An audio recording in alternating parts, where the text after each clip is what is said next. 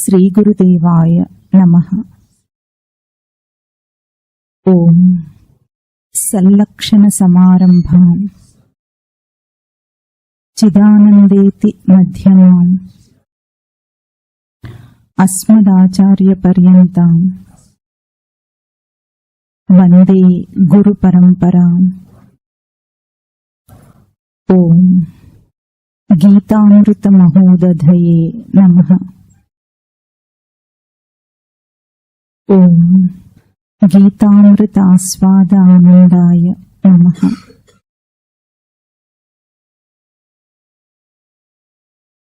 మొదటి అధ్యాయం 9వ శ్లోకం నుండి చెప్తాం. 10వ శ్లోకం నుండి చెప్తాం.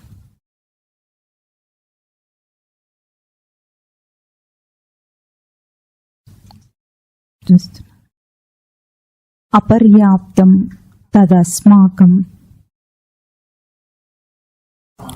బలం భీష్మాభిరక్షితం పర్యాప్తం త్విదమేతేషాం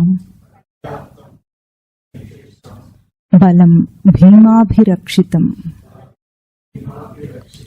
అయనేషు చ సర్వేషు యథాభాగం అవస్థితాః భీష్మమేవ అభిరక్షन्तు భవంతః సర్వ ఏవ హి తస్య సంజనయన్ హర్షం కురు వృద్ధః పితామహః సింహనాదం నినద్యోచ్చైః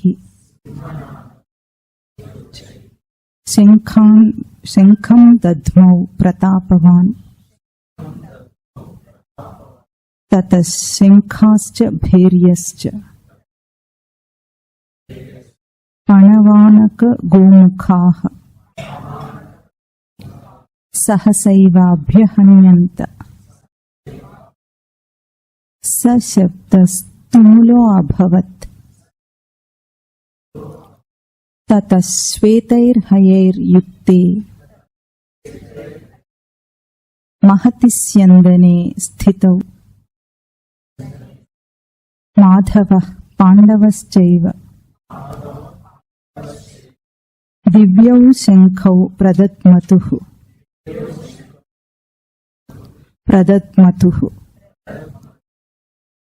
చివరిలో ఇంకా కంటిన్యూషన్ ఉన్నట్టుగా చెప్పకూడదు. ప్రదద్మతుః అన్నారనుకోండి, ఇంకేదో చెప్పబోతున్నారన్నట్టు ఉంటుంది. అట్లా అనకుండా ఫుల్ స్టాప్. ఈ సందర్భంలో మనం మననం చేస్తున్నాం. ఇక్కడ ఈ శ్లోకాలు ఎవరు చెప్తున్నారు? దుర్యోధనుడి మాటలుగా సంజయ ఉవాచ శ్లోకాలు ఇవి. మాటలు మాట్లాడుతుంది మాత్రం అక్కడ దుర్యోధనుడు అని ఆ సందర్భాన్ని మననం చేస్తూ వస్తున్నాం. ఇక్కడ ఏమంటున్నాడు? దుర్యోధనుడు బాగా గుర్తించాడు, తనకు యుద్ధ సమర్థత లేని సైన్యం ఉంది, సరిపడనిది అని. అయినా సరే గెలవాలనుకుంటున్నాడు. అంటే కామాదులకు బాగా తెలుసు ఎట్లాగూ మనిషి యొక్క వివేక అంశములను ఎప్పటికీ జయించలేవని తెలిసి కూడా జయించాలనే తీవ్రమైన ప్రయత్నం చేస్తుంది. కామ, క్రోధ, లోభ, మోహ, మద, మత్సరములనే అరిషడ్వర్గములు చేస్తున్నాయి. అక్కడ ఆ సందర్భాన్ని మననం వస్తున్నాం. ఇక్కడ పైన శ్లోకంలో ఏం చెప్పాడు? అన్యేచ బహవశూరాః మదర్థే త్యక్త జీవితాః అన్నాడు. నా కోసం ప్రాణాలు విడవటానికి సిద్ధంగా ఉన్నవాళ్ళు అనేక మంది శూరులు ఉన్నారని చెప్పాడు అక్కడ దుర్యోధనుడు. ఆ సందర్భంలో కొంచెం తత్వపరంగా ఇంకా మననం చేస్తే ఎట్లా ఉంటుంది? విషయాలన్నీ కూడా కామం కోసము ప్రాణాలు విడవటానికి సిద్ధంగా ఉన్నాయని పోయినసారి మననం చేశాం. ఇట్లా వచ్చింది ప్రాణం విషయములకు.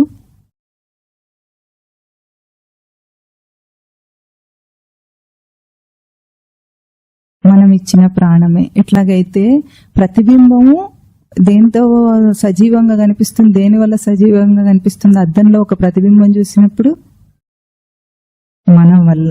అంటే బింబం వల్ల ప్రతిబింబం సజీవంగా కనిపిస్తుంది. బింబం పక్కకు జరిగితే దానికి ఉనికి లేదు, దానికి ప్రాణం లేదు. ఉన్నంతసేపు ఎట్లా ఉంటుంది?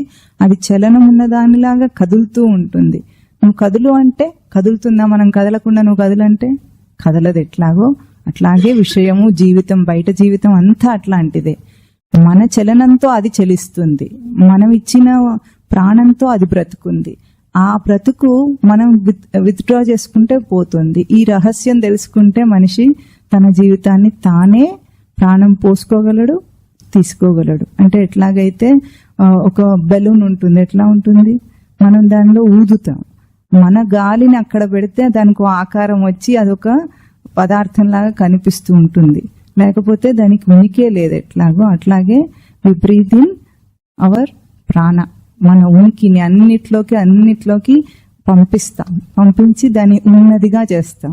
అదేమో మన ఉనికిని తీసుకొని నేనున్నాను అది డాన్స్ చేస్తూ మనని ఆడిస్తూ ఉంటుంది. మనం నిజమేనేమో అనుకుంటాం తెలియకుండా. కనుక ఇక్కడ ఏమిటి రహస్యం? ఏమిటి? మనం ఇచ్చిన ప్రాణమే మొత్తం అన్నిటికీ ఉంది అని గుర్తించినప్పుడు ఏమవుతుంది? తన కోసమే ప్రాణం విడవగలిగిందని కామాదుల రాజు గుర్తిస్తున్నట్లుగా మన కామాదులు ఎప్పుడూ భయంతోనే ఉన్నాయి. దేనికి? మనిషి యొక్క వివేకాంశములను చూసి భయపడుతూనే ఉంటాయి, ఈర్ష్య కూడా పడుతూనే ఉంటాయని ఇక్కడ దుర్యోధనుడి స్థితి మనకు చెప్తూ ఉంది. అయితే ఇక్కడ ఏమంటున్నాడు? నానా శస్త్ర ప్రహరణాహ అన్నారు. అందరూ కూడా నానా శస్త్ర ప్రహరణాహ అంటే ఎన్ని రకాలుగా. శస్త్రం అంటే గుచ్చి చంపుతుంది అన్నాం. చంపడం కూడా కాదు, గుచ్చి హింసిస్తుంది అని అర్థం. శస్త్ర శబ్దానికి హింస అని అర్థం. అంటే చంపలేదు ఎప్పటికీ. ఎందుకంటే మనను విషయాలు బాధించగలవు గాని చంపలేవు అంటుంది ఈ శ్లోకం. ఎందుకు చంపలేదు? మరణం అనేదే లేదు కాబట్టి, సృష్టిలో మరణం అనేదే లేదు కాబట్టి చంపటం అనేది జరగదు. కానీ ఎట్లా ఉంటుంది? ఒక్కొక్క విషయంలో ఇప్పుడు ఈ రెండు పదాలను అర్థం చేసుకున్నప్పుడు మనం ప్రాణము, నానా శస్త్ర ప్రహరణం అని అర్థం చేసుకుంటే ఎట్లా ఉంటుందంటే ఒక విషయానికి మనం ప్రాణాన్ని ఇస్తాం అని అంటున్నాం. ఇచ్చినప్పుడు అది సజీవం అవుతుంది. సజీవమై లైవ్ ఎంటిటీ, లైవ్ ఈవెంట్ గా కనిపిస్తుంది మనకు. అది కనిపించిన తర్వాత మనం ఏం చేస్తాం? కాసేపటికి దాన్ని తీసేసుకుంటే ఆ విషయం పోయింది అని అనుకుంటాం.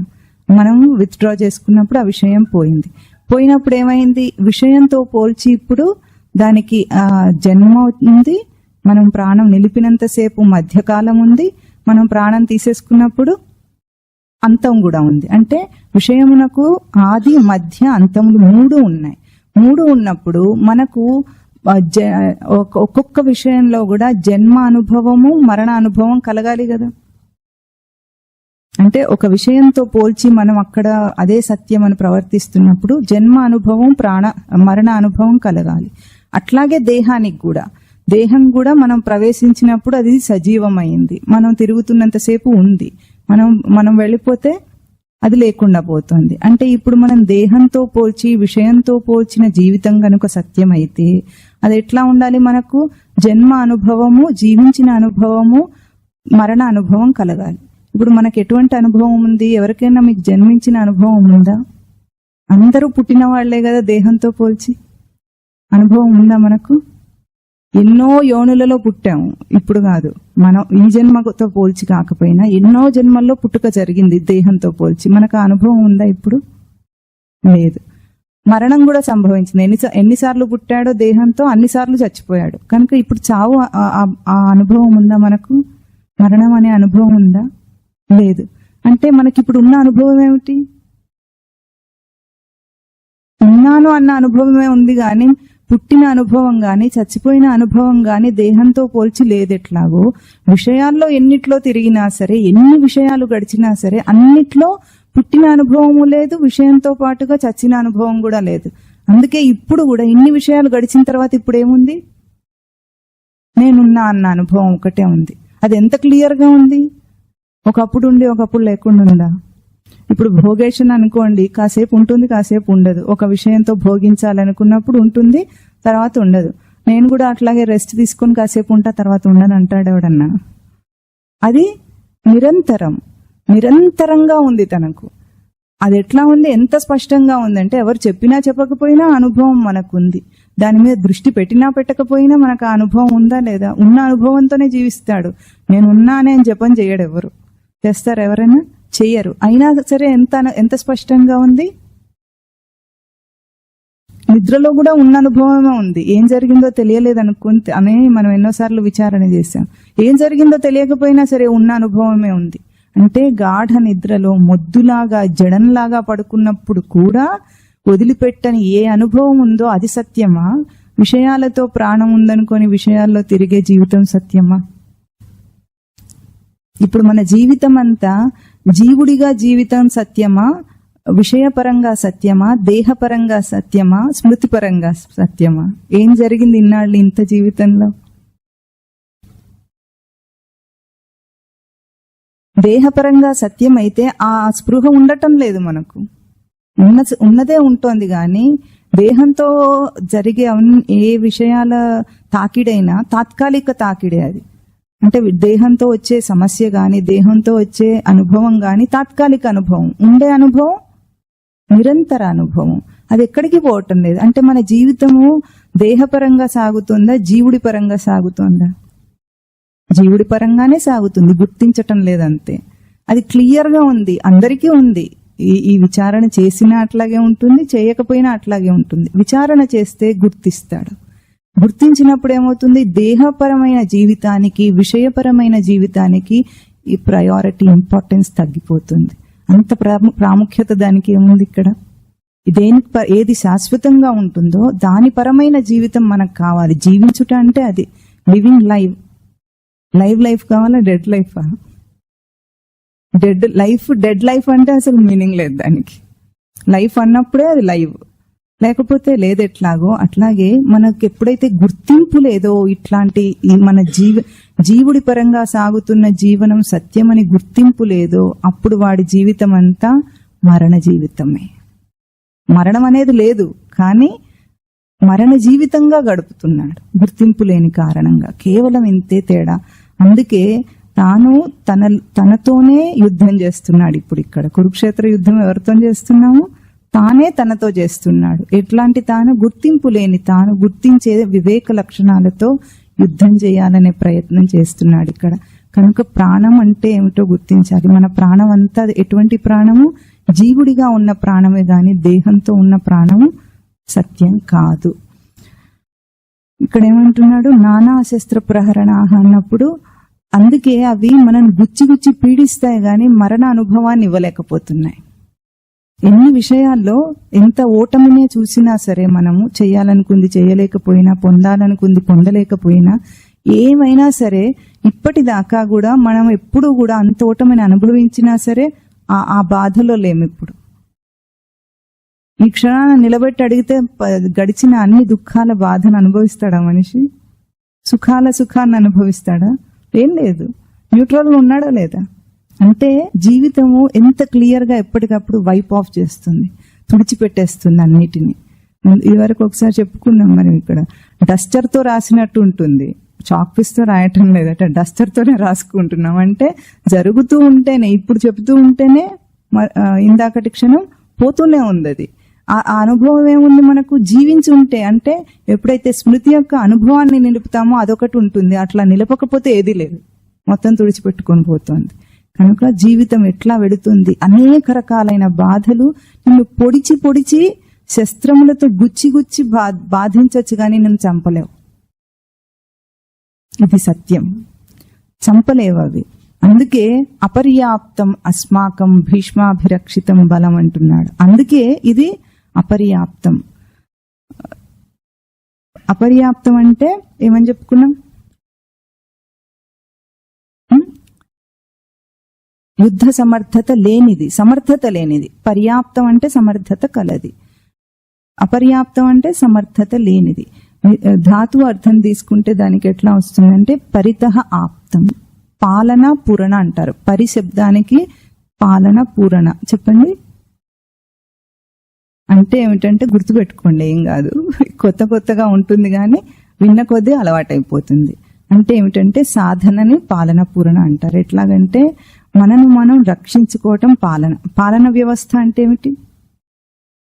పాలకుడు అంటే పాలించేవాడు అంటే రక్షించేవాడు అని అర్థం కదా. అట్లాగే పూరణ అంటే పూర్ణత్వానికి రక్షించేవాడు. మనం ఏం చేస్తున్నాం, మన సాధనతోనే పాలన పూరణ చేసుకుంటున్నాం. అయితే ఆప్తం అంటే పొందబడింది అని అర్థం. ఇది మన సాధన చేత పొందబడేది కాదట, పొందలేనిది. సాధనలో పొందలేనిదేదో అది కామాదుల బలము. పర్యాప్తం అంటే సాధనలో పొందగలిగినదేదో అది భీముడి చేత రక్షింపబడుతున్న వివేకాంశముల బలం. అంటే అర్థమవుతుంది కదా. ఇది కొంచెం విశేషంగా మనం తత్వపరంగా అర్థం చేసుకుంటే మనం ఏది రక్షించుకోగలము, ఏది రక్షించుకోలేము, ఇది అక్కడ పాయింట్. మనం ఎప్పటికీ కూడా మన కోరికలను గాని వాటన్నిటినీ గాని శాశ్వతంగా నిలుపుకోలేము. ఇది ఎప్పటికప్పుడు నిరూపించినట్లుగా మనమే కావాలని వదిలేస్తామని పోయినసారి చెప్పుకున్నాం మనం. అంటే ఇది అపర్యాప్తం. అపర్యాప్తం తద్ అస్మాకం భీష్మాభిరక్షితం బలం. భీష్ముడి చేత రక్షింపబడుతుంది అన్న విషయంలో ఎట్లా చెప్పుకున్నాం, భీష్ముడు అంటే ఏంటి, భోగేషణ భయపడుతోంది. ఈ భయే ధాతువు చెప్పుకున్నాం. భీష్మ శబ్దానికి భీమ శబ్దానికి రెండింటికి కూడా ఒకటే ధాతువు అయినప్పటికీ కూడా ఆ రెండింటిలో చాలా తేడా ఉంది. ఎట్లాగూ భీష్ముడు ఇంత తెలిసి కూడా, అన్నీ తెలిసి కూడా దుర్యోధనుడికి భయపడ్డట్టుగా కట్టుబడి ఉన్నాడు. వదిలిపెడితే ఇంకా నేను ఉండనేమో, నాకు అదే జీవితం అన్నట్లుగా కట్టుబడి ఉన్నాడు. ఎట్లాగో మనం కూడా అట్లాగే చేస్తున్నాము, కట్టుబడి ఉంటున్నాము సంసారం వైపు, లౌకిక దృష్టి వైపు. ఎట్లాగైతే అడుగు తీసేస్తే అక్కడ నాకు నడుస్తుంటే భూమి ఉండదేమో, సంసారాన్ని వదిలేస్తే అంటే ఎంత భయంగా ఉంటుందో. నడిచేటప్పుడు ముందు భూమి లేకపోతే ఎట్లా భయపడతామో అట్లా భయపడతాము మనము మరలడానికి, అంటే టర్నింగ్ రావడానికి జీవితంలో. అట్లాంటిది అక్కడ అపర్యాప్తం అన్న పదం చేత చూపిస్తున్నారు. భీమాభిరక్షితం బలం పర్యాప్తం అంటే సాధన చేత పూర్ణత్వాన్ని అందుకునే కలిగేది ఏముంటుంది, మన డిఫాల్ట్ ఇన్బిల్ట్ డిజైన్ రచన. మానవుడికి అది ఇన్బిల్ట్ డిజైన్. ఎందుకంటే ఎంత మొద్దుగా ఉన్నవాడైనా సరే, మనిషి అయితే చాలు, మనిషి అయితే చాలు, ఇంగితం అంటాం మనం. ఇంగితం అంటే అర్థమవుతుంది కదా, ఇంగిత జ్ఞానము అంటాం కదా. ఆ ఇంగితం ఉంటుంది. ఎట్లా ఉంటుంది, ఆహార నిద్ర భయ మైథునములను అతిక్రమించిన ఇంగితం ఏ మనిషికైనా ఉంటుంది, సాధకుడు కాకపోయినా ఉంటుంది. అది ఆ స్థితి చూస్తే మనకు అర్థమైపోతుంది మనిషి రచన ఎట్లా ఉంది అని. అదే పశువుకు ఎందుకు ఉండదు? పశువు చాలా విషయాల్లో మనకంటే ఎఫిషియెంట్ గా ఉండొచ్చు. కొన్ని సెన్సెస్ కొన్ని పశువులకు బాగా పనిచేస్తాయి, అట్లా మనకేం పనిచేయవు. ఇప్పుడు పాము ఉందనుకోండి, దానికి శబ్దం లేకపోయినా అది వైబ్రేషన్స్ తో మనిషిని సెన్స్ చేయగలదు, చూడకపోయినా కూడా. కుక్క వాసన చూసి చేయగలదు. అట్లా ఒక్కొక్క పక్షులకు కానీ ఎన్నో వాటికి ప్రత్యేకతలు ఉన్నాయి. అవన్నీ మనకేం లేవు. వాటితో పోల్చుకుంటే మనం వాటికంటే మొద్దుగానే ఉన్నాం అనుకోవాలి. కానీ అయినా సరే మనిషి గొప్పవాడే. ఎందుకు, వాటికి లిమిటెడ్ గా ఉంది ఆ సెన్స్ ఉన్నప్పటికీ కూడా విషయం మీద లిమిటెడ్ తో ఉంది. మనకెట్లా ఉంది, మన సెన్స్ స్వరూపం మీద ఉంది. ఈ తేడా బాగా గుర్తించాలి మనం. ఆ తేడాయే మనిషి జీవితాన్ని మార్చేయగలిగింది. ఇది గుర్తించగలిగితే మనిషిలాగా బ్రతుకుతాడు, లేకపోతే పశువులాగా బ్రతుకుతాడు. అట్లాగే బ్రతుకుతున్నాడు కూడా. ఇప్పుడు అన్డౌటెడ్లీ అట్లాగే బ్రతుకుతున్నాడు మనిషి. దీంట్లో మనం అభిమానపడాల్సిన అవసరం కూడా లేదు. ఇక్కడ ఏమన్నాడు, అందుకే తర్వాత హెచ్చరిక చేస్తున్నాడు దుర్యోధనుడు అందరినీ కూడా. ఏమని, అయనేషు చ సర్వేషు యథాభాగం అవస్థితాః భీష్మమేవ అభిరక్షంతు భవంతః సర్వ ఏవ హి. అక్కడ ఉన్న వాళ్ళందరికీ ఏం చెప్తున్నాడు, భీష్ముడు భయపడుతున్నాడు, కాస్త భీష్ముడిని రక్షించాలట. ఎక్కడెక్కడ ఉండి, అయనేషు చ సర్వేషు, సర్వేషు అయనేషు అంటే ఎవరెవరు ఏ ఏ స్థానాల్లో ఉన్నారో ఆయా స్థానాల్లో ఉండి అంటున్నాడు. ఆయా స్థానాలంటే అయ శబ్దానికి అయనేషు అంటే ఆయా స్థానాలని అక్కడ వాళ్ళ వ్యూహంలో ఎవరెవరికి ఎక్కడ ప్లేస్మెంట్ ఉందో అక్కడ అని ఆ అర్థమైన తత్వపరమైన అర్థం. ఎట్లాగూ ఏ ఏ ఇంద్రియములు ఎక్కడెక్కడ ఉన్నాయో అక్కడక్కడ అందరూ కూడా ఆయా స్థానాల్లో ఉండి ఇప్పుడు ఎవరిని రక్షించాలి, భోగేషణను రక్షించాలి. ఎందుకు, భోగేషణ కాంక్ష పోయిందంటే ఇంద్రియాలు అన్ని కూడా ఇంట్రోవర్డ్ అయిపోతాయి. ఒక్కసారి మనిషి ముక్తి సాధనకు వెళ్ళిపోతాడు. ఆ ఒక్క కాంక్ష ఉండటం వల్లనే ఎంత రచన పరంగా చాలా స్పష్టంగా ఉన్నా సరే వాడు ఎక్స్ట్రోవర్డ్ అంటే బహిర్ముఖంగా ఎందుకున్నాడు, భోగేషణ ఉంది కాబట్టి. ఆ ఒక్క భోగేషణ లేకపోతే అన్ని ఇంద్రియాలతో సహా వాడి వివేకము అన్ని కలిసి ముక్తి సాధనకు వెల్ డిజైన్డ్. ఆ ఒక్కటి లేకపోతే, అది తెలిసింది కామాదుల రాజుకు, ఆ ఒక్కటి లేకపోతే ఎప్పుడైతే కథాపరంగా దుర్యోధనుడికి భయం ఏమిటి, ఎప్పుడు కూడా భీష్ముడు అటువైపు వెళ్ళిపోయాడంటే ఇంకా అసలు యుద్ధము లేదు, గెలుపు ఓటముల సమస్యే లేదు అక్కడ. అది బాగా తెలుసు కనుక ఎప్పటికప్పుడు రక్షించాలి అని అనుకుంటున్నాడు. అయగతౌ ధాతు అన్నప్పుడు అయ శబ్దానికి అయగతౌ ధాతు అంటే ఏమిటంటే, గతి శబ్దం అనేది ఈ సంస్కృత ధాతువుల్లో విపరీతంగా అంటే ఎక్కువగా విరివిగా వాడబడుతుంది. గతి అంటే ప్రవర్తన, ప్రాప్తి, ఎరుక. చెప్పండి. ఆత్మశబ్దానికి కూడా అత సాతత్యకమని అట్లా చాలా ధాతువులకు గతి అన్న అర్థం చూపించారు పాణిని మహర్షి. ఎందుకంటే ప్రవర్తన, ప్రాప్తి, ఎరుక అనేది 3 అర్థాలు. గతి అన్నదానికి 3 అర్థాలు చెప్తున్నారు అక్కడ. ప్రవర్తన అంటే మనకు తెలుసు ఏమిటి, ప్రవర్తించుట అంటే వర్తనము, ప్రవర్తనం. బాగా స్పష్టంగా మనం ఏ ప్రవర్తన చేస్తామో అది ప్రవర్తన. ప్రాప్తి అంటే పొందినది ప్రాప్తి. ఎరుక అంటే తెలిసినది. ఇది మీకు 3 పదాలు అర్థమైనాయి కదా. దీన్ని ఇప్పుడు తన సాధన పరంగా అర్థం చేసుకుంటే, ప్రవర్తన చేస్తున్నాం మనం ప్రతిసారి కూడా అని అంటున్నాం కదా. ఇప్పుడు ప్రవర్తన ఎట్లా ఉంది మన జీవితంలో ఒకసారి మనం ఇక్కడ పరిశీలన చేద్దాం. దేహంతో ప్రవర్తన చేస్తున్నామా, బుద్ధితో ప్రవర్తన చేస్తున్నామా, స్వరూపంతో ప్రవర్తన చేస్తున్నామా?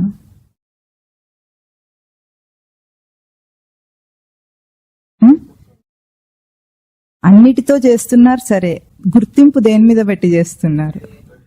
దేహపరమైన గుర్తింపు. అంటే మన జీవితంలో మనం బాగా స్పష్టంగా ఈ పాయింట్ ని గుర్తుపెట్టుకోవాలి. ప్రవర్తన జరుగుతుంది అన్నప్పుడు అక్కడ 2 విధాలైన ప్రవర్తన ప్యారలల్ గా జరుగుతుంది. అంటే ఒక యాక్టివిటీ జరిగినప్పుడు 2 యాక్టివిటీస్ ఏమిటి, ఒకటేమో బాడీలీ యాక్టివిటీ, ఇంకొకటి ఫిజికల్, ఇంకొకటేమో హ్యూమన్ యాక్టివిటీ జరుగుతుంది. తేడా ఏమిటి? బాడీలీ యాక్టివిటీ అంటే దేహంతో ప్రవర్తన, హ్యూమన్ యాక్టివిటీ అంటే మానుష చర్య. మానుష చర్య అంటే అర్థమవుతుంది కదా మీకు. మనిషికి ఏది చర్య ఉంటుందో అది మానుష చర్య. అన్ని ప్రవర్తనల్లో ప్యారలల్ గా ఈ 2 ఉంటాయి. మనకు అది గుర్తింపుకు రాదు. బాడీలీ యాక్టివిటీ అన్నాం అనుకోండి, కేవలం ఫిజియాలజీతో పోల్చి చెప్పుకున్నప్పుడు, ఇప్పుడు మనం పరిగెత్తుతున్నాం, ఒకసారి మామూలుగా నిలబడి ఉన్నాం, రన్నింగ్ రేస్ లో పాల్గొనాలి. అప్పుడు మన హార్ట్ బీట్ ఒక రకంగా కొట్టుకుంటూ ఉంటుంది. మనం పరిగెత్తుతుంటే ఏమవుతుంది? హార్ట్ బీట్ పెరగాలి, పెరిగితేనే రక్త పంపిణీ బాగా అవుతుంది, అప్పుడు అది బ్యాలెన్స్ అవుతుంది బాడీ. మళ్ళీ నెమ్మదిగా మనం ఆ పరుగును ఆపేస్తాం, అప్పుడు తర్వాత ఏమైంది? మనకు వస్తూ ఉంటుంది. ఇప్పుడు ఇది ఒక బాడీలీ యాక్టివిటీ జరుగుతోంది. దీంట్లో ఇది ఉపమానం మాత్రమే, ఇది తత్వపరమైంది కాదు, ఫిజికల్ గానే అర్థం చేసుకోవటానికి ఉపమానం. ఇప్పుడు ఈ బాడీలీ యాక్టివిటీ వెనకాల దైహికంగా మనిషి ఏం చేశాడు, దేనికి వాడుకున్నాడు? హార్ట్ ఏమో మనకు సమన్వయంగా వచ్చింది, మనం ఎట్లా ప్రవర్తిస్తే అట్లా దానికి సమన్వయంగా అది పనిచేస్తుంది. దేనికి వాడుకున్నాం మనం ఆ బాడీలీ యాక్టివిటీని? పరుగెత్తటం అనే అక్కడ మన ప్రవర్తనకు, మన అవసరానికి ఆ క్రియకు అందాం, లేకపోతే బయట జరిగేది క్రియ కాబట్టి ఆ క్రియకు మనం ఈ బాడీ యాక్టివిటీని వాడుకున్నాం. ఇప్పుడు రోజంతా మనం చేసే పనులన్నిట్లో కూడా మనం చేస్తున్న ప్రవర్తనను బట్టి మన దేహము దానికి అడ్జస్ట్ చేసుకొని మనకంతా సహకరిస్తుందా లేదా? మనసుతో ఆలోచించే వాటికి కూడా సహకరిస్తుంది అది. అంటే మనకు యాంగ్జైటీ వచ్చినప్పుడైనా, మళ్ళీ నార్మల్ గా ఉన్నప్పుడైనా అన్నిటికీ లోపల మార్పులు జరగాల్సి వస్తుంది. ఫిజియలాజికల్ గా కూడా ఆ మార్పులన్నీ జరగాలి. ఇప్పుడు ఒక ఫిజికల్ యాక్టివిటీ జరుగుతూ ఉంటే మనము భౌతికంగా ఈ ఫిజికల్ బాడీతో చేసే ఫిజికల్ చేష్టలు చేసుకుంటున్నాం. ఇది జరుగుతోందా లేదా? మరి వీటిలో హ్యూమన్ యాక్టివిటీ ఏం జరుగుతోంది? ఇప్పుడు ఒకటేమో బయట క్రియ, దేహంతో ఫిజికల్ యాక్టివిటీ ఒకటి. మరి మానుష చర్య ఏం జరుగుతోంది? మనం ఏం చేస్తున్నాం?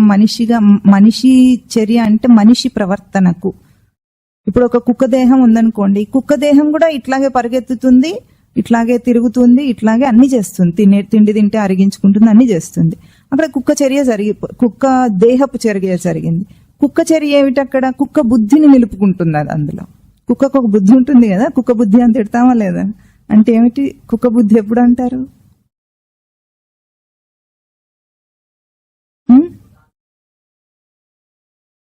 ఎంత చెప్పినా అర్థం కాకుండా మళ్ళీ మళ్ళీ అదే పని చేస్తే కుక్కతో ఒక వంకర అంటారు కదా, ఆ కుక్క బుద్ధి అంటే అదనమాట. అంటే తోలేసినా కానీ పోదది, వచ్చి మళ్ళీ పడుతుంది. ఇప్పుడు అట్లా కుక్క బుద్ధిని సస్టైన్ చేసింది దాని జీవిత పర్యంతం. మరి మనము మన ఫిజికల్ బాడీతో కూడా ఒక యాక్టివిటీ జరుగుతూనే ఉంటే, నాన్ స్టాప్ యాక్టివిటీస్, ఒకసారి బ్రేక్ కూడా లేదు దానికి. అప్పుడు మానుష చర్య ఏం జరిగింది అక్కడ, హ్యూమన్ యాక్టివిటీ ఏమవుతుంది? ఇది ఆలోచించాల్సిన విషయమా కదా. అంటే లైఫ్ అంతా అయిపోతుంది, యాక్టివిటీస్ అన్నీ అయిపోయినాయి, అవి ఏమీ లేవు ఇప్పుడు. కానీ దీని వెనకాల ఒకవేళ మానుష చర్య లేకపోతే మనిషిలాగా బ్రతికినట్టు కాదు కదా. కుక్కన నయం, కుక్క బుద్ధిని నిలుపుకుంది, మరి మనిషికి ఒకటి ఉండాలి కదా ఏదన్నా. అదేమిటి?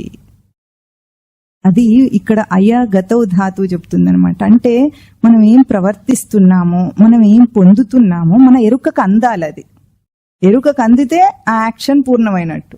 మన గుర్తింపుకు అందాలి. ఎరుక అంటే మన తెలుసుకునేదాకా మన గుర్తింపుకు అందాలి అది.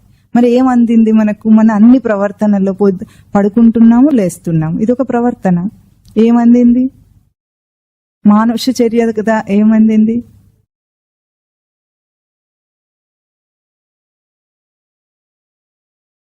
ఏమందలేదు, ఎరుక లేదు అక్కడ. అంటే ప్రవర్తన జరిగింది, అది ప్రాప్తి అయ్యిందో లేదో మనకు క్లారిటీ లేదు అక్కడ. అంటే మన ఎరుక దాకా ఏమీ అందలేదు. మళ్ళీ లేచాము, తిరుగుతున్నాము, అన్ని పనులు చేస్తున్నాము, కొంచెం తెలివితో కూడా పని చేసినట్టు కూడా చేస్తాం కదా. ఏ పని చేయాలన్నా కొద్దిపాటి తెలివైతే ఉండాలి కదా. అవన్నీ కూడా అయినాయి, కానీ మానుష చర్యకి ఏది సరితూగలేదు అక్కడ. ఏదైనా తూగిందా? ఇది ఇక్కడ కౌరవము పాండవము అనే తేడా అన్నమాట. అంటే కౌరవం అంటే ఏమిటంటే ఒక ఫిజికల్ యాక్షన్ తో, కురు శబ్దానికి ఏమని చెప్పుకున్నాం మనం? కురు అంటే చేయుము అనే ఒక ఆదేశం అని చెప్పుకున్నాం, కురు వంశం అని చెప్పుకున్నప్పుడు. అంటే యాక్టివిటీ, యాక్షన్, చేయుము నాకు ఆదేశం ఉంది మనకు. కానీ ఆ ఆదేశము కౌరవంగానే ఉండిపోయిందా, పాండవం అయిందా? పాండవం అంటే ఎక్కడైతే పడిగతో ధాతు అని చెప్పుకున్నాం దానికి కూడా. అంటే తన మానుష చర్యకు అందేటట్లుగా ఏదన్నా ఒకటి జరిగితే అది పాండవం. వివేక లక్షణాలంటే అవ్వనమాట. అంటే వివేకం ఉండాలి మనిషికి. అది ఏదైనా జరిగిందా మరి, అదైతే పాండవం, లేదంటే కౌరవం. అంటే ఇప్పుడు పాండవులు కూడా కురువంశీయులు అయినప్పటికీ కూడా డిఫరెన్షియేట్ చేసింది భారత కథ వాళ్ళని. వాళ్ళు కూడా అవటానికైతే అదే కదా డైనాసిటీ, అదే కురువంశీయులే వాళ్ళు. అయినా సరే వాళ్ళను పాండవులను చేసింది. అంటే వివేకాంశం ఎవరికి నిలిచి ఉంటుందో వాడు అసలైన మనిషి అని. అయితే ఎట్లా దాన్ని ఇప్పుడు మరి ప్రవర్తనలు అన్నీ జరుగుతున్నాయి కామన్ గా అందరికీ. ప్రాప్తి ఏమిటి, ఎరుక ఏమిటి, దీంట్లో తేడా వస్తుంది అనమాట. ఒక సామాన్యుడికి, ఒక సాధకుడికి, ఒక జ్ఞానికి తేడా ఇక్కడ ఉంటుంది. ఉదాహరణకు చెప్పుకుందాం. ఇప్పుడు కూర్చున్నాను అనుకున్నాం. కూర్చోవటం అనేది బాడీలీ పోస్చర్. అది ఇప్పుడు మీరు అందరూ కూర్చున్నారు. దీన్ని కూడా మనం మొదటి రోజు ఏం చెప్పుకున్నాం? వ్యూహబద్ధంగా ఉంటుంది దేహం అని చెప్పుకున్నాం. ఏ పని చేయాలన్నా ఒక వ్యూహం ఉంటుంది, ప్రధానంగా ఒక ఇంద్రియం ఉంటుంది. ఇప్పుడు మీకు ప్రధానమైంది శ్రవణేంద్రియము. శ్రవణేంద్రియానికి తగ్గట్టుగా మీరు ఆ కాన్సన్ట్రేషన్, ఏకాగ్రత నిలపటానికి మీ దేహం అంతా కూడా స్టడీగా ఉంటుంది. ఇప్పుడు ఇట్లా చేతులు పెట్టుకున్నారనుకోండి, అప్పుడు స్టడీగా వింటున్నారు. కాసేపు ఇది డిస్టర్బ్ అయిందనుకోండి, ఇది కొద్దిగా కాన్సన్ట్రేషన్ డిస్టర్బ్ అయిపోతుందా లేదా? అంటే బాడీ పోస్చర్ అంతా కూడా దీనికి సహకరించింది. ఈ యాక్ట్ జరిగిపోయింది శ్రవణం అనేది. దీని తర్వాత ఒక సామాన్యుడైతే ఏం పొందుతాడు, ఒక సాధకుడైతే ఏం పొందుతాడు, ఒక జ్ఞాని అయితే ఏం పొందుతాడో అక్కడ ప్రవర్తనలో ప్రాప్తి, ఎరుక అనేవి తేడా వచ్చేస్తాయి. ఇది మన జీవితంలో సాధన అంటే ఇంకా చాలా నిశితంగా చేయవలసిన సాధన. ఎందుకంటే హ్యూమన్ యాక్టివిటీ కోసమే డిజైన్ చేయబడింది ఈ బాడీ. మానవ దేహం మానుష చర్య కోసం రచింపబడింది కానీ ఎరుక లేకుండా బ్రతకడానికి కాదు. అప్పుడు ఏమైంది తేడా? సామాన్యుడు ఏం చేశాడు? విన్నాను, అయిపోయింది, అంతే అయిపోయింది. ధారణ ఏమన్నా ఉంటే కాన్సన్ట్రేషన్ తో వింటా, అంటే ఏకాగ్రంగా చిత్తం ఉంటే విన్నాడు, విన్నది ధారణ అయ్యింది. ఈ కూర్చోనటం అనే ఆ ప్రక్రియ ఇక్కడ అయిపోయింది. అదే ఒక సాధకుడైతే ఇక్కడ నుండి గ్రహించగలిగింది ఎట్లా ఉంటుందంటే, నేను కూర్చొని ఉన్నాను అన్న ఒకటి గ్రహించినప్పుడు ఉండుట అన్న ఉనికిని గ్రహిస్తాడు. అక్కడ కూర్చొని ఉండటంలో ప్రధానంగా మనం నిలబెట్టింది ఏమిటి? ఉండటం. శ్రవణం అనేది కాసేపటి యాక్షన్, ఉండటం అనేది నిరంతర ప్రవర్తన. అక్కడ నిరంతర ప్రవర్తన మీద ఆ ఉపమానంగా కూర్చొనటాన్ని తీసుకుంటాడు వీడు. ఇప్పుడు ఇంట్లో ఉన్నాను అన్నాం అనుకోండి, అది నివాసం మనకు. ఇప్పుడు ఇంట్లో ఉన్నామా, బుద్ధిలో ఉన్నామా, ఈ లోకంలో ఉన్నామా?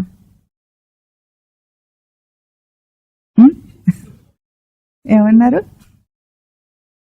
బుద్ధి కలిగి ఉన్నారు. బుద్ధి కలిగితే ఎక్కడున్నా పర్వాలేదు, బుద్ధి కలగకనే కదా ఈ బాధ అంతా. మనం ఏమనుకుంటాం, ఈ లోకంలో ఉన్నాము లేదా ఇంట్లో ఉన్నాను అనుకుంటా. ఉన్నాను అన్న ఆ అంశం నుండి నేను ఉన్నానన్న ఉనికిని తీసుకోవటం, ఇంట్లో ఉండుటం అనే ఒక నివాస స్థలాన్ని ఉనికిలో ఉండుటకు ఉపమానంగా గ్రహించటం అనేది సాధన జీవితం. నేను దేహంలో ఉన్నానా, ఇంట్లో ఉన్నానా, బుద్ధిలో ఉన్నానా, ఎక్కడున్నా సరే ఉండుట అన్న ఉనికి గ్రహింపిస్తూ ఉంది. అది నిరంతరం ఇస్తుందా లేదా, దాని మీద దృష్టి పెట్టి బ్రతకటం సాధన జీవితం. అది మానుష చర్య. మనిషి జ్ఞానం నరాణం అధికో విశేష అని చెప్పుకున్నాం మనం. అంటే పశుపక్ష్యాదుల కంటే వేరుగా జ్ఞానం ఎక్కువగా ఉంది. అంటే జ్ఞానమే ఎరుక పదం ఏదైతే ఇందులో వచ్చిందో అది జ్ఞానం, అది ఎక్కువ విశేషంగా ఉంది. అంటే ఎక్కడైనా సరే తన ఉనికికి గ్రహింపుగా ప్రతి చేష్టను తీసుకోగలిగితే ఆ ప్రవర్తన పూర్తి అవుతుంది.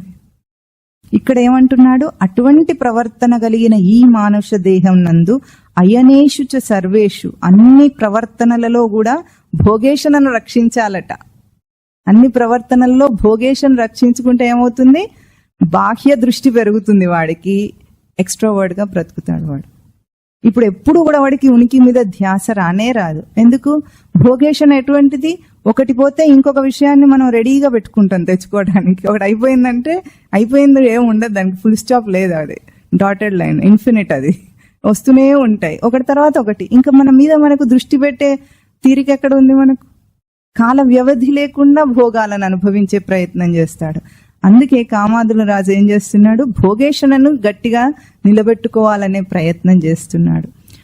ఇందాక చెప్పుకున్న ఈ ఫిజికల్ యాక్టివిటీ హ్యూమన్ యాక్టివిటీలోనే ఇంకో భాగంగా మనం ఒకటి తెలుసుకోవాలి. మనం ఫిజికల్ యాక్టివిటీ చేసి ఎక్స్ట్రోవర్డ్ గా ప్రవర్తించడానికి ప్రయత్నం చేస్తూ ఉంటే సృష్టి దానికి ఒప్పుకోదట. ఎందుకంటే ఈ ఫిజికల్ బాడీ హ్యూమన్ యాక్టివిటీకి డిజైన్ చేయబడింది, కానీ మన ఫిజికల్ యాక్టివిటీ భోగేషణ కోసం డిజైన్ చేయబడలేదు. కనుకనే దేహం ఎప్పుడు ప్రొటెస్ట్ చేస్తూ ఉంటుంది భోగాలకు. అంటే భోగే రోగ భయం అంటారు. రోగ భయం అంటారంటే భోగాలు ఎక్కువైతే ఏమొస్తుంది, రోగాలు వస్తాయి. కనుక అది ఎందుకు ఉంది, ప్రొటెస్ట్ చేస్తుంది అన్నమాట. ఇక్కడే మనం ఇంకొక పాయింట్ కూడా ఇదివరకు మీరు వినుంటారు, సందర్భం వచ్చింది కాబట్టి చెప్పుకోవాలి. హ్యూమన్ యాక్టివిటీకి డిజైన్ చేయబడింది అన్నాం మనం. కుక్క దేహము దేనికి, కుక్క యాక్టివిటీకి, దాని కుక్క చర్యకు డిజైన్ చేయబడింది. కోడిది, మేకది, సింహంది, చెప్పండి, సింహం చర్యకు. అంటే ఎవరి దేహం ఏ యోనిలో ఆ జీవుడు వెళ్ళాడో ఆ యోని ఆయా చర్యల కోసమే డిజైన్ చేయబడుతుంది. అందుకే మనకేమి ఇప్పుడు మనం ఒక వేషం వేసుకున్నాం అనుకోండి, ఒక నాటకంలో ఒక వేషం వేస్తాం అనుకోండి, వేషం వేసే ముందు మనం ఆ పాత్రకు తగిన ప్రాక్టీస్ చేస్తామా చేయమా? ఒక బిచ్చగాడి వేషం వేయాలి, మనకేమైనా వచ్చా? మనం ప్రాక్టీస్ చేయాలి, చేసి స్టేజ్ పర్ఫార్మెన్స్ ఇస్తాం, అవునా? అంటే మనం అందులోకి ఎంటర్ అయ్యే ముందు, ఆ పాత్రలోకి ఎంటర్ అయ్యే ముందు మనకు ముందుగానే ఆ ప్రాక్టీస్ ఉండాలి, అభ్యాసం చేయాలి. ఇప్పుడు ఒక జీవుడు కుక్క యోనిలోకి ఎంటర్ అయ్యాడు అనుకుందాం. ఇప్పుడు ఏదైనా రావచ్చు జన్మ, మనం భయపడాల్సింది లేదు. ఎట్లాంటి చేష్టలు చేస్తే అది వస్తుంది. వాడికి ఏం ప్రాక్టీస్ ఎవరు ఇస్తున్నారు? అభ్యాసము, శిక్షణ ఎక్కడుంది? వాడికి ట్రైనింగ్ ఉందా? ఇప్పుడు జాబ్ లో చేరాలంటే కూడా ట్రైనింగ్ ఉంటుంది కదా, అన్నిటికీ ట్రైనింగ్ ఉంది. కానీ మనం ఆ యోనిలో ఎంటర్ అవ్వగానే కుక్క చేష్టలన్నీ ఆ జీవుడికి ముందు నుండే పరిచయం అన్నట్టుగా దాంట్లో అంత సమన్వయం అయిపోయి కుక్కలాగా బిహేవ్ చేస్తున్నాడు. ఎట్లా? ట్రైనింగ్ ఉందా దానికి? జీవుడికి ఎక్స్పీరియన్స్ లేదు కదా, ముందు ఎక్స్పీరియన్స్ లేదు, ఇప్పుడే వెళుతున్నాడు అందులోకి వెళ్ళగానే వాడు ఎట్లా కుక్కలాగా బిహేవ్ చేయగలిగాడు? అంటే డిజైన్ అంత పర్ఫెక్ట్ గా ఉందన్నమాట. ఆ అటైర్ వేసుకోగానే ఆ బుద్ధులు వచ్చేసేటట్లుగా, బుద్ధికి తగిన అటైర్ కి తగిన బుద్ధి, అంటే ఇంటర్ రిలేటెడ్ గా వాళ్ళిద్దరు కూడా సమన్వయం అయినట్టు. అంటే దైహిక చేష్ట, భౌతిక అభౌతిక చేష్టలు కూడా సమన్వయం అయ్యేటట్లుగా సృష్టి రచన చేస్తుంది. ఇప్పుడు మనం మానుష దేహంలోకి వచ్చినప్పుడు డిఫాల్ట్ గా మనం మానుష చర్య చేయాలి కదా. అంటే మనం తినే ఆహారం కూడా మానుష దేహ నిర్మాణానికి తగిన ఆహారం అయి ఉండాలి. ఆహారము 2 విధాలుగా, ఒకటేమో బయట నుండి తినే పొట్టకిచ్చే ఆహారం, ఇంకొకటి స్మృతికిచ్చే. ఆ స్మృతో హరతీతి ఆహార, అంటే స్మృతికి కూడా మనం తిండి పెడుతున్నాం. ఇది ఇదివరకు కూడా చెప్పుకున్నాం మనం. అంటే 2 రకాల ఆహారాలు కూడా దేనికి అనుగుణంగా ఉండాలి మనం తీసుకునేవి? మానుష చర్యకు అనుగుణంగా ఉండాలి. అందుకే ఈ పాయింట్ మీదనే స్వామివారు చెప్పారు, మీకు ఇక్కడ చెప్పారు అనుకుంటా, సాధన చతుష్టయ సంపదలో మాంసం ఎందుకు తినకూడదు అని. అంటే ఒక కోడి దేహం రచింపబడింది దేనికి? కోడి చర్యగా రచింపబడుతుంది. ఇప్పుడు ఆ కోడి చర్యకు రచింపబడిన ఆ కణములన్నీ ఏవే ఉన్నాయో అవన్నీ మానుష దేహంలో వేస్తే అది మానుష దేహం అసిమిలేట్ చేసుకున్నప్పుడు అక్కడ ఏమవుతుంది? స్పర్ధ రాదు. స్పర్ధ వచ్చినప్పుడు అప్పుడు ఏమవుతుంది? మానుష చర్య డిమినిష్ అవుతుంది. అంటే దాని తేజస్సు తగ్గిపోతూ ఉంటుంది. ఏదైనా మేకలు ఇంకా ఏమేమి తింటారో అవన్నీ తిన్నప్పుడు ఏమైంది? వాటి దైహిక చర్యలో ఉన్న ఆ దేహ కణములన్నీ కూడా మనం తీసుకుంటున్నాం. ఈ మానుష దేహానికి, మానుష చర్యకు ఏది డిజైన్ చేయబడిందో దానికి సమన్వయం కాదది. అందుకే మనిషిలాగా ప్రవర్తించలేకపోతున్నాడు. వివేకం ఎందుకు లేదంటే అందుకే ఆహారం చాలా తేడా చేస్తుంది. అట్లాగే మనం ఫీడ్ ఏదైతే ఇస్తున్నామో, ఎలాంటి విషయాలు వింటున్నామో, ఎలాంటి విషయాల్లో ప్రవర్తిస్తున్నామో, మాట్లాడుతున్నామో, ఇవన్నీ కూడా ఆ చర్యకు సహకరిస్తాయి. అంటే మనం అనుక్షణం ఆహారం తీసుకుంటూనే ఉన్నాం. పొట్టకైతే 3 పూటలు 4 పూటలేమో గాని మిగతా ఇంద్రియాల ద్వారా మనం ఎప్పుడు కూడా ఆ మానుష చర్య నిలబెట్టే ఆహారాన్ని తీసుకుంటూనే ఉన్నాం కంటిన్యూస్ గా. ఇప్పుడు ఎట్లా ఉండాలి? మానుష చర్య వృద్ధి అయ్యే అటువంటి అభ్యాసం మనకు ప్రాక్టీసెస్ ఉండటమే నియమాచరణ అంటాం దీన్ని మనం. అంటే ఏ చర్య చేస్తే నువ్వు మానుష చర్యను చేయగలగటానికి, ఆ తేజస్సును పెంచుకోగలుగుతావో అది సాధన జీవితం. అంటే సాధన జీవితం దేనికోసం చేయాలి? ఎట్లా ఉంటే ఏమి అనటానికి విన్నంత మాత్రం చేత అది అయిపోదు. ఆ చర్య ప్రవర్తనలోకి రావాలి, ఆ ప్రవర్తన ప్రాప్తిగా అవ్వాలి, ఆ ప్రాప్తి తనకు ఎరుకగా అందాలి. అంటే మనం ఏం ప్రవర్తిస్తున్నామో మనము తెలిసినట్లుగా యాజ్ పర్ డిజైన్ చేసిన రోజున మనిషి మనశ్శాంతిగా ఉంటాడు. అది చెయ్యట్లేదు, ఎప్పుడు స్పర్ధయే, అన్నిటితో స్పర్ధయే, దేహంతో స్పర్ధయే, మనసుతో స్పర్ధయే, విషయంలో మనుషులతో స్పర్ధయే. ఎప్పుడు ఏది మ్యాచ్ అయ్యి సమన్వయం కావటం లేదు కాబట్టే మనిషి ఇంత అలజడిలో బ్రతుకుతున్నాడు. ఎందుకు? ఇక్కడ కామాదుల రాజు చేస్తున్న పని వల్ల అందరూ ఏమన్నాడు? యథాభాగం అవస్థితాః భీష్మమేవ అభిరక్షంతు అని ఆశీర్వదిస్తున్నా ఆర్డర్ ఇస్తున్నాడు. ఆ ఆర్డర్ ఇచ్చాడు, మనం చచ్చామన్నమాట. ఇప్పుడు కోరికలకు బానిసలైపోయాం ఈ మాటల వల్ల. ఇక్కడ యథాభాగం అవస్థితాః, భాగం అంటే ఎవరెవరి భాగాన్ని, ఎవరెవరి పార్ట్ని వాడు స్వీకరిస్తున్నారో అది భాగం. భజ సేవాయాం ధాతు అంటే ఎవరెవరికి ఎంతెంత అక్కడ పార్ట్ ఇవ్వబడిందో, ఏ ఇంద్రియం ఎట్లా రచింపబడిందో, ఒక్క ఇంద్రియం కూడా తప్పుగా ప్రవర్తించదు అసలు. ఎందుకంటే తర్వాత ఎప్పుడైతే కృష్ణార్జునుల రథం గురించి వస్తుందో ఆ ఇంద్రియ వివరం మనం చెప్పుకుందాం. ఇంద్రియాలు ఎంత బాగా రచింపబడినాయో నిజంగా అయితే మనం వాటిని ఎట్లా కరప్ట్ చేస్తున్నాం అంటే మనము దైహిక చర్యని పొల్యూట్ చేసి కరప్ట్ చేసినందువల్ల మానుష చర్య కరప్ట్ అయిపోతుంది. లేకపోతే ఇంత బాగా బ్రహ్మదేవుడు డిజైన్ చేస్తే కూడా ఎందుకు మనుషులు ఇట్లా ఉన్నారంటే ప్రశ్నకు సమాధానం ఏమిటి? ఒక ఫోన్ ఉందనుకోండి, ఒక ఫోన్ ని వాడుకో డిజైన్ ఎట్లా ఉంటుంది? అందరికీ సమానంగా ఆ పీస్ మోడల్ అన్ని పీసెస్ ఒకలాగానే డిజైన్ చేయబడి ఉంటాయి. కానీ ఎంతకాలం ఎవరు ఎట్లా వాడతారంటే వాడుకని బట్టి ఉంటుంది. కొంతమంది 2 వీలర్స్ కానీ 4 వీలర్స్ కానీ వాడితే ఎట్లా ఉంటుంది, కొంతమంది వాడితే అది బ్రాండ్ న్యూ లాగా ఉంటుంది ఎప్పటికీ. ఒక్కొక్కరు వాడుతుంటే 4 రోజుల్లోనే అది ఖటారా అంటారు హైదరాబాద్ భాషలో అయితే. అట్లా తయారవుతుంది. అది ఎందుకు తయారైందంటే డిజైన్లో ఏం ఫాల్ట్ లేదు, వాడేవాడు దాన్ని ఎట్లా రఫ్గా యూజ్ చేయటం అంటాం కదా మనం, రఫ్ యూజ్ చేశాడని. అట్లా చేస్తున్నాం బాడీ. ఈ మానుష్య చర్యను, దైహిక చర్యను కూడా నిజానికి అట్లాగే చేస్తున్నాం. లిటరల్ టార్చర్ పెడుతున్నాం మనం అనాలి దాన్ని. అంటే ఎవరిని టార్చర్ పెడుతున్నారు ఇక్కడ? తననే టార్చర్ పెట్టుకుంటున్నాడు, ఇంకెవరు పెట్టక్కర్లేదు. ఎవ్వరూ శిక్ష వేయక్కర్లేదు. తనకు తాను వేసుకున్న శిక్ష అన్నిటికంటే గొప్పది. ఇంకా పక్క వాళ్ళు ఏదైనా వేసినా టెంపరీ శిక్షలు ఉంటాయి, కానీ తనకు తాను వేసుకునేది ఎట్లా ఉంటుంది? యావజ్జీవ కారాగార శిక్ష, పర్మనెంట్. అట్లాగూ ఇప్పుడు ఇక్కడ చెప్పాడు అయనేషు చ సర్వేష్ అంటే అయగతవు ధాతు. బాగా, ఎందుకంటే గతి శబ్దాన్ని బాగా గుర్తుపెట్టుకోండి, చాలా చోట్ల వస్తూనే ఉంటుంది అది. అంటే అన్ని పదాలకు గతి అన్న అర్థం ఆయన ఎందుకు చూపించారు పాణిని మహర్షి అంటే everything with respect to our actions. అంత కంటెంప్లేషన్ అంతా కూడా with respect to our actions. అది ఏ స్థాయిలో ఫిజికల్, నాన్ ఫిజికల్ అండ్ ఇంకా ఫిజికల్ నాన్ ఫిజికల్ తెలిస్తే స్వరూప దర్శనం, అది తర్వాత as per design, default design తెలుస్తుంది. ముందు ఈ 2 లెవెల్లోనైనా మనకు తెలియాలంటే బుద్ధిపరమైన ప్రవర్తన, దైహిక పరమైన ప్రవర్తన 2 సమన్వయం అయితే అది మానుష చర్య అవుతుంది.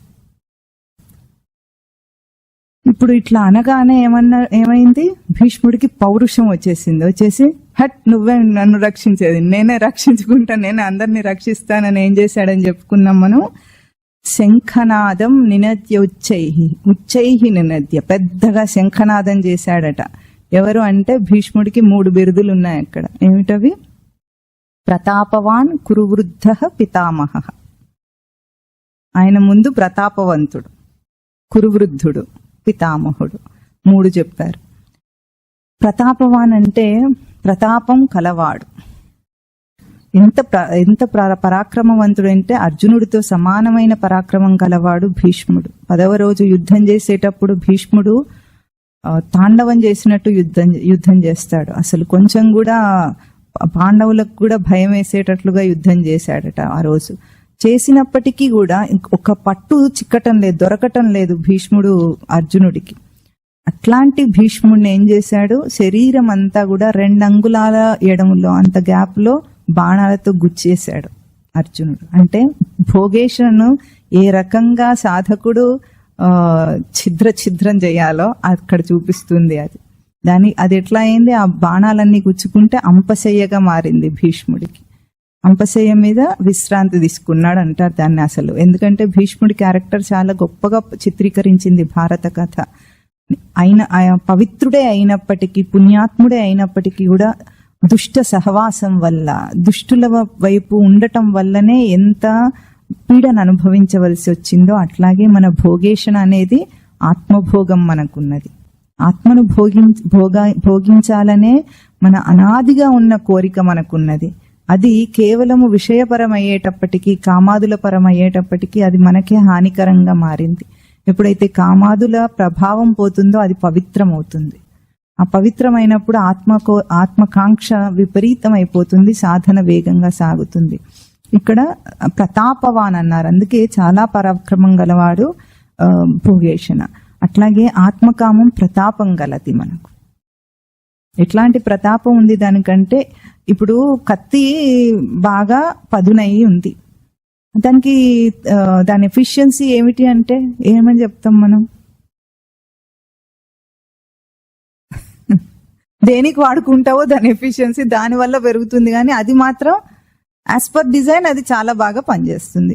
కొబ్బరి బొండాలు కొట్టుకుంటావో, పీకలు దగ్గోసుకుంటావో, ఇంకేం చేసుకుంటావో నీ ఇష్టం అంటుంది.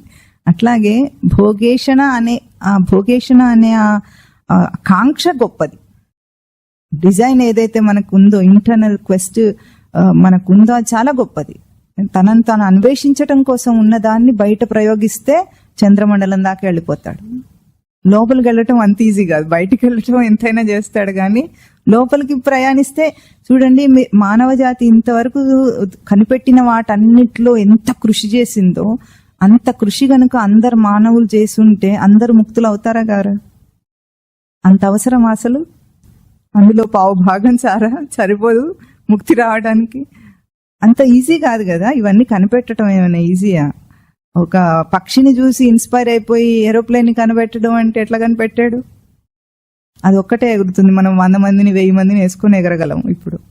అంటే ఎంత కనుక్కున్నాడు, సృష్టిని ఎంత శోధించి ఇప్పుడు భూమి ఆకర్షణ శక్తికి అగేన్స్ట్ గా ఏరోప్లేన్ ని ఎగురవేయాలంటే ఎంత శోధించి ఉంటాడు చెప్పండి బుర్రని.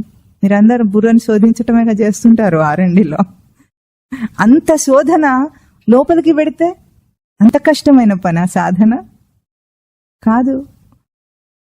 అందుకే ప్రతాపవాన్ భీష్మ ఎప్పుడైనా కూడా. తర్వాత కురువృద్ధ అన్నారు.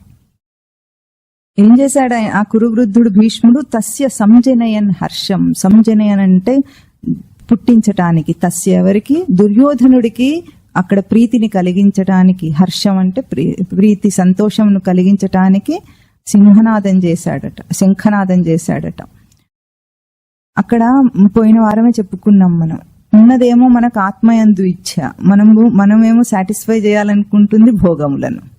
జరుగుతున్న ఇప్పుడు అదే ప్రయత్నం ఇక్కడ చేశాడు భీష్ముడు కూడా. దుర్యోధనుడిని సాటిస్ఫై చేయటం కోసం శంఖాన్ని ఊదాడు. అట్లాగే మనం ఏమనుకుంటాం, కామాదులను సాటిస్ఫై చేయటం కోసమే ఎప్పుడైతే చదువు అన్న అయిపోతాయి, ఉద్యోగం తెచ్చుకోగానే ఎంజాయ్ చేయాలని ఎంతో ఉత్సాహంతో వస్తాడు, లైఫ్ లో ఎంటర్ అవుతూ ఉంటాడు. పెళ్లి చేసుకోవటం అంటే అదే కదా, చెప్పండి. ఇంకా నేను ఇప్పటి నుండి ఎంజాయ్ చేస్తాను అనుకొని డిసైడ్ అయ్యి ఎంటర్ అవుతాడు. ఎంటర్ అయిన తర్వాత ఏమవుతుంది? ఎంజాయ్మెంట్ అంటే ఎంజాయ్మెంట్ ఇందులో ఏది లేదని అర్థం అవుతుంది. ఒకసారి ఒక పిల్లవాడట తండ్రి దగ్గరికి వెళ్ళి, daddy I want to be A intelligent husband అన్నాడట. ఒకసారి అన్నాడట. తండ్రి ఏం మాట్లాడలేదు, సైలెంట్ గా ఉన్నాడట. మళ్ళీ అదే మాట అన్నాడట, daddy I want to be intelligent husband అన్నాడట. వీడేం మాట్లాడట్లేదు, తండ్రి అట్లాగే ఉన్నాడు. ఇంకొకసారి అన్నాడట కొడుకు. అనగానే వీడికి కోపం వచ్చి ఫ్రస్ట్రేట్ అయిపోయి, there is nothing like intelligent husband, those who are intelligent will not become husband అన్నట్టు. ఇంటెలిజెంట్ హస్బెండ్ అనేది లోకంలో ఉండదు. అట్లాగే ఎంతో ఉత్సాహంగా జీవితంలో ప్రవేశిస్తారు సింహనాదం చేసి, మరి ఉచ్చై సింహనాదం నినద్య బాగా పెద్దగా సింహనాదం చేసి పెళ్లి చేసుకుంటారు. కానీ ఆ తర్వాత ఏమవుతుందో తర్వాత శ్లోకం చెప్తుంది. పెళ్ళప్పుడు ఏమవుతుందో అది తర్వాత చెప్పుకుందాం. ఇప్పుడు ఈయన ప్రతాపవాన్ కురువృద్ధ అన్నారు. పితామహ అంటే ఆ కురు వంశానికి పెద్దవాడు కాబట్టి పితామహ అంటున్నారు. కురువృద్ధ శబ్దాన్ని అర్థం చేసుకున్నాం. కురువృద్ధుడు అంటే కురు వంశానికి ముసలాడని అర్థం, మామూలు అర్థం అయితే అంతే కదా. కురు అంటే ఇప్పుడు మళ్ళీ ఆ కురు శబ్దం వచ్చింది. అక్కడ వచ్చినప్పుడు ఎట్లా ఉంటాయంటే శ్లోకాల్లో వాళ్ళు ఎంతో ఆలోచించి ఎట్లా తూచినట్లుగా పదాలు వేస్తారా అనిపిస్తుంది. మనం ఎప్పుడైతే తత్వపరంగా విచారణ చేసుకుంటామో, ఎవరు రాసిన గ్రంథాలైనా కూడా చాలా వాళ్ళు ఎంత విజ్ఞానంతో ఎంత దర్శనం చేసి వేస్తారు ఆ పదాలను సంస్కృతంలో అన్నట్లు అనిపిస్తూ ఉంటుంది. కురువృద్ధ అంటే ఏమిటి? ఇప్పుడు కురు అంటే దాంట్లో వృద్ధి పొందినవాడు. ఇప్పుడు కురువృద్ధ అన్న అర్థానికి మనం ఇందాక చెప్పుకున్నట్లు దాన్ని మనం ఫిజికల్ యాక్టివిటీలో వృద్ధి పొందినవాడు అందామా, మానుష చర్యలో వృద్ధి పొందినవాడు అనాలా? అది భీష్ముడు అక్కడ కేవలము దైహిక చర్యలో వృద్ధి పొందినవాడే అయినాడు గాని మానుష చర్యలో వృద్ధి పొందినవాడు కాలేదు అక్కడ. అందుకే ఎందుకు దుర్యోధనుడి వైపు ఉన్నాడంటేనే అర్థం ఏమిటి? బయట విషయాలయందు ప్రవర్తించుటలో వాడికి వృద్ధి వచ్చింది, చాలా ఎక్స్పీరియన్స్ వచ్చింది భోగాలను భోగించటంలో. కానీ మానుష చర్య అనేదే జీవితంలో ఇంకా ఎంటర్ అవ్వలేదు. ఇది ఆలోచించండి. చిన్నతనం నుండి మనకి రెండు యాక్టివిటీస్ ఉన్నాయని నేర్పిస్తే మన జీవితం ఇట్లా ఉంటుందా?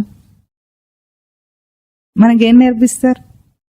ఫిజికల్ యాక్టివిటీస్ గురించే నేర్పిస్తారు, దైహిక చర్య గురించే నేర్పిస్తారు. కానీ మన చదువంతా దాని మీద బేస్ అయి ఉంది కదా. మెయిన్ ప్రాబ్లం ఎక్కడ? ఎడ్యుకేషన్ సిస్టంలోనే ఉంది. ఎందుకంటే సనాతన ధర్మం పద్ధతిలో నేర్పించినప్పుడు వాళ్ళకి మానుష చర్య కూడా ఉంటుంది అందులో భాగంగా. ఇప్పుడు అది తీసేసాం మనం, అసలు ఆ సబ్జెక్ట్ లేదు అక్కడ. లేకుండా కేవలం దైహిక జీవితంలోనే విషయాలే నేర్పించాం గనుక దాంట్లో కురువృద్ధుడే అవుతాడు వాడు, అంతే కదా. హ్యూమన్ యాక్టివిటీయే లేదు మనిషికి ఇప్పుడు. ఇప్పుడు కురువృద్ధ పితామహ అన్నాడు. ఇప్పుడు మన జీవితం అంతా గడిచిన జీవితంలో ప్రతి ఒక్కరూ ఇంట్రోస్పెక్ట్ చేసుకోవాల్సింది ఏమిటి? నేను ఏ ఒక్క విషయంలోనైనా మానుష చర్యలో వృద్ధి పొందుతున్నానా? చెప్పండి, పొందుతున్నామా, పొందటం లేదా?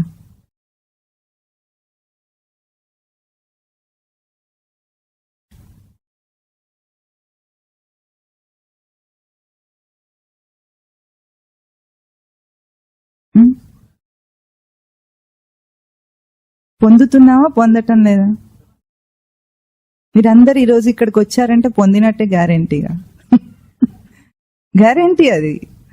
ఎందుకంటే ఇప్పటికి ఆ క్వెస్ట్ ఎట్లా వచ్చింది? ఏదో చెప్తున్నారు విందామని అందరు అనుకున్నారు. ఈ ఆఫీస్లో ఇంక బోల్డంత మంది ఉన్నారు కదా, వాళ్ళు రావట్లేదు కదా, వినటం లేదు. అంటే మీకు వచ్చింది, వాళ్ళకి రాలేదు. అర్థం ఏమిటి? తేడా ఉంది కదా. ఆ తేడాన్ని గమనించాలి. ఎందుకంటే ఒక్కొక్క చిన్న యాక్షన్ కూడా మనకు లోతుగా తీసుకెళ్లే యాక్షన్. అది బయట తోలుబొమ్మలాట కాదు, జరగటం లేదు. తోలుబొమ్మలాట అంటే ఎట్లా ఉంటుంది? వాడు ఆడిస్తూ ఉంటాడు వేళ్లతో, మన బొమ్మ ఆడుతూ ఉంటుంది. అట్లా ఇక్కడ జరగటం లేదు, అంత కౌంట్ అవుతూ ఉంటుంది. ఇప్పుడు ఒక పెద్ద బండరాయిని పగలగొట్టాలనుకోండి, ఎన్నో పోట్ల తర్వాత అది పగులుతుంది. చివరి పోటుకే పగిలింది కదా అని చివరి పోటు ఫస్ట్ చేస్తే పగులుతుందా? అది ప్రతి పోటు కూడా దాని మీద అది పగలటానికి ఒక ఆలంబన. అది అంటే అన్ని కలిపే ఇంటిగ్రేటెడ్ గానే అది పగులుతోంది.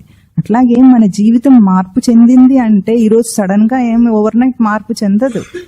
అది జరిగింది అంటే లోపల ఆ బేస్ వేస్తూ వస్తుంది అనమాట. మన ప్రతి ప్రవర్తన దానికి బేస్ అవుతుంది. అప్పుడే మనము ఒక సాధకుడిగా ట్రాన్స్ఫార్మ్ అవ్వగలం, పరివర్తన పొందగలం. లేకపోతే కావన్నీ.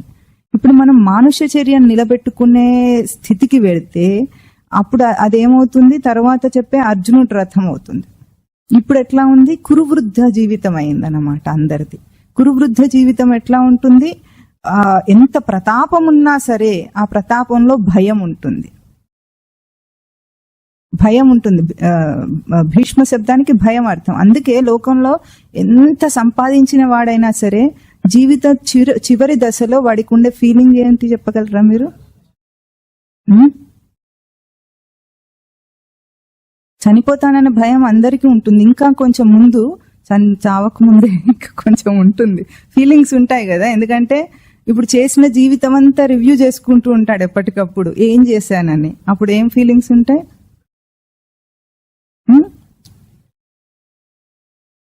ఏమని?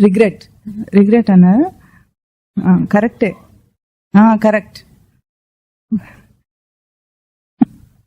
Regrets of omitting the right thing and regrets of committing the wrong thing.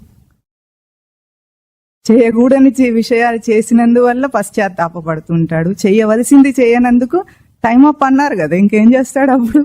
ఇంకేం చేయడానికి లేదు. ఇప్పుడు ఇదే మిగిలింది జీవితం. ఎందుకు? వాడు కురువృద్ధుడు గనుక. కురువృద్ధ జీవితం ఇట్లా ఉంటుంది. అంటే కంప్లీట్ గా కురు యాక్షన్స్ అన్ని బాడీలీ యాక్షన్సే, నో హ్యూమన్ యాక్టివిటీ. అందుకే మీరు ఈ విషయాన్ని బాగా గుర్తించి పిల్లలకు నేర్పించాలి. హ్యూమన్ యాక్టివిటీ ఎట్లా జరుగుతుంది, వాడు వివేకపరంగా ఎదుగుతున్నాడు, ఎట్లా ఎదుగుతున్నాడు, మనిషిగా ఆలోచించటం నేర్పిస్తున్నాం మనం. ఎందుకు? బ్రెడ్ ఎర్నింగ్ కోసం నేర్పిస్తున్నాం దాన్ని. తనను తాను గుర్తించటం కోసం నేర్పించటం లేదు.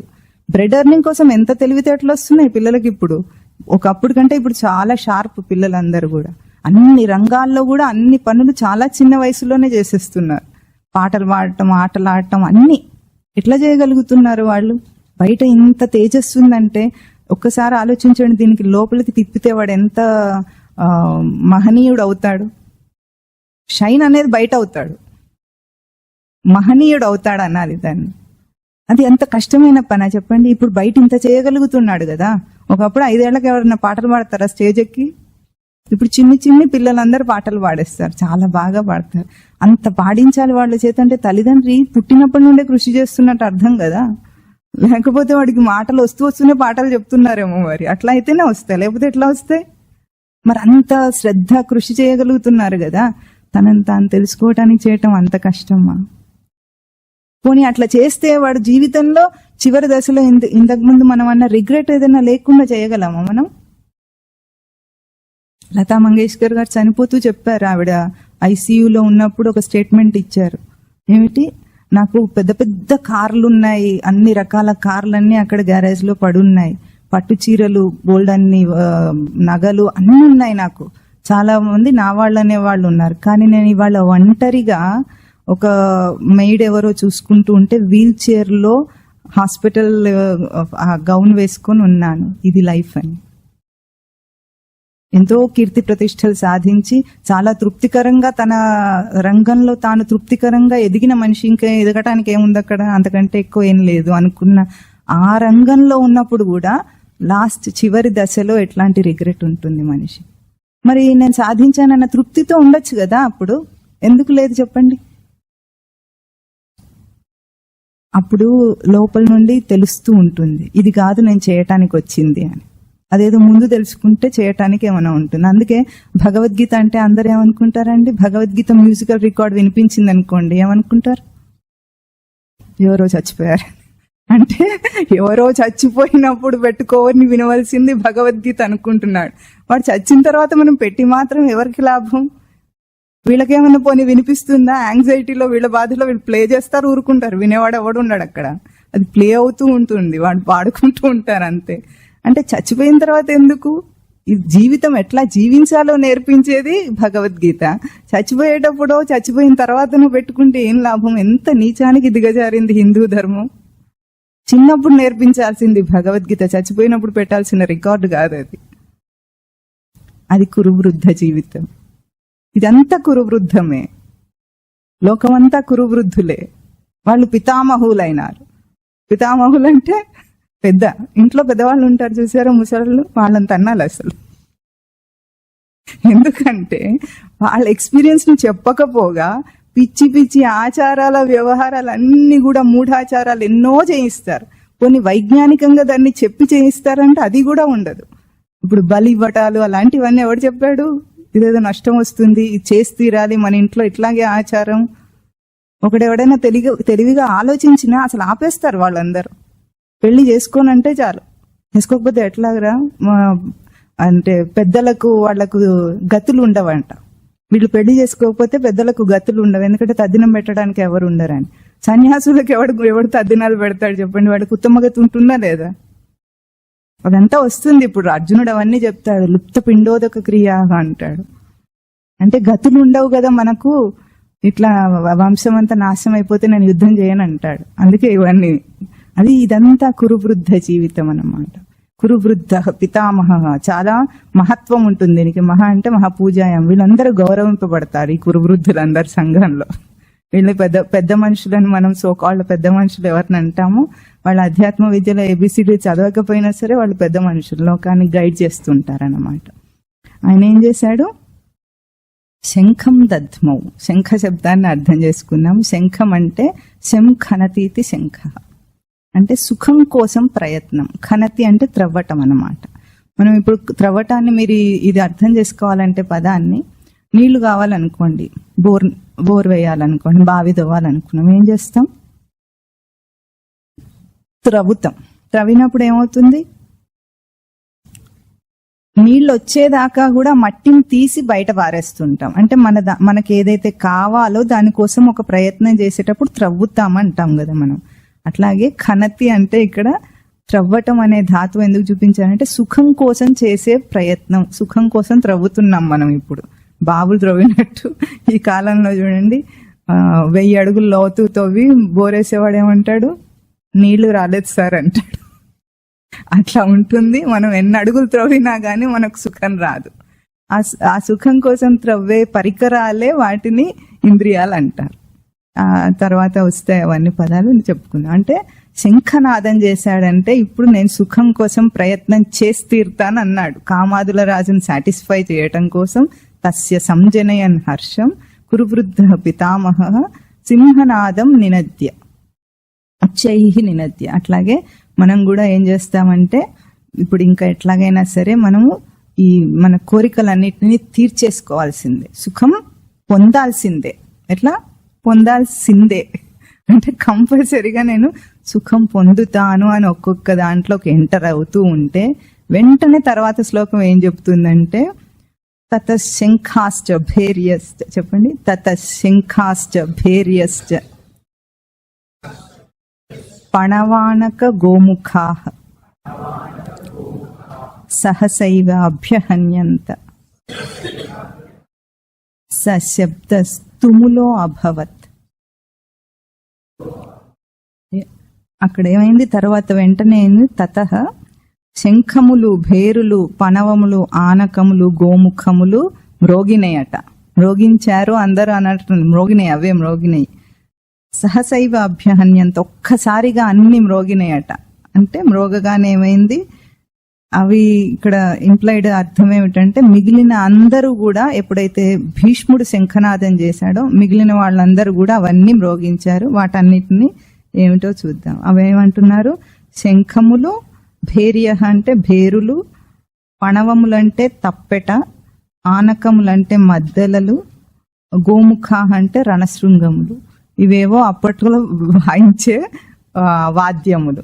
ఇవన్నీ కూడా మిగతా అందరూ కురు సైన్యంలో ఉన్న వాళ్ళందరూ, కౌరవ సైన్యంలో ఉన్న వాళ్ళందరూ మ్రోగించారట.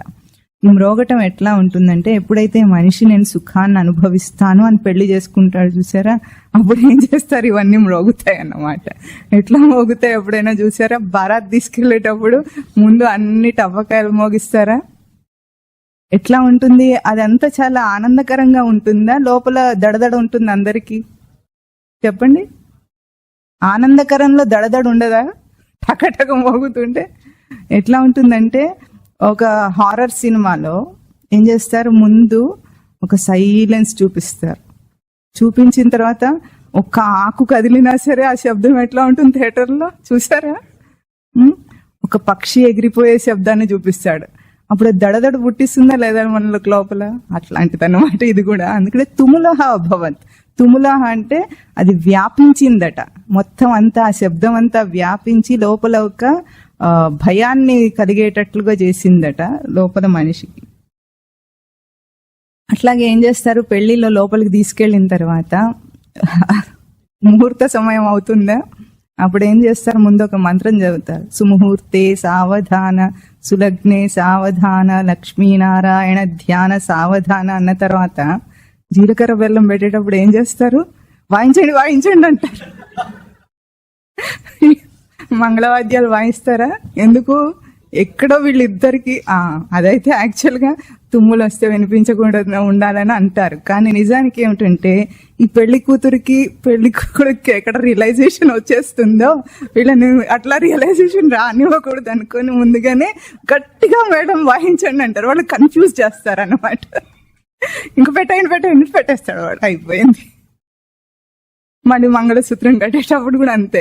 ఎక్కడ ఆపేస్తాడో అన్న భయంతో, భీష్ముడు ఎక్కడ వెనక్కి వెళ్ళిపోతాడన్న భయంతో ఎట్లాగైతే వాయిద్యాలు మోగినాయో ఇట్లాగే అనమాట. అన్ని రకాలైన వాయిద్యాలు మోగించి అందరూ చుట్టుముట్టేస్తారు. అసలు వాడిని ఊపిరి పీల్చుకోనివ్వరు, వాళ్ళను కొంచెం ఆలోచన రానివ్వరు అనమాట. ఇది వద్దు అనిపిస్తుందేమో వాడికి, ఎందుకంటే ఇన్బిల్ట్ కదా. క్వాలిటీ ఏమో ముక్తి కోసం తహతహలాడటం ఇన్బిల్ట్ క్వాలిటీ కాబట్టి అది ఎప్పుడైనా వచ్చేస్తుంది, అది ఎప్పుడైనా యాక్టివేట్ అవ్వగలదు. అందుకే ఆ టైంలో అందరూ చాలా జాగ్రత్తగా, వీళ్ళందరూ దొంగలు అనమాట, దొంగల ముఠాలో చేర్చుకుంటారు. వీళ్ళను చేర్చుకొని అట్లా అలర్ట్గా ఇవన్నీ మోగిస్తారు. అవి ఎట్లా మోగుతాయో వచ్చే వారం మనం మళ్ళీ చెప్పుకుందాం. ఒక్కొక్క దానికి చాలా స్పెషాలిటీ ఉంది. ఒక్కొక్క పదం కూడా తత్వార్థం మననం చేసినప్పుడు ఒక్కొక్క విషయంలో మనం ఎట్లా దాన్ని తగులుకుంటామో అది ఎక్స్ప్లెయిన్ చేస్తుంది. వచ్చేసారి అది మనం చూద్దాం. ఓం తత్సత్.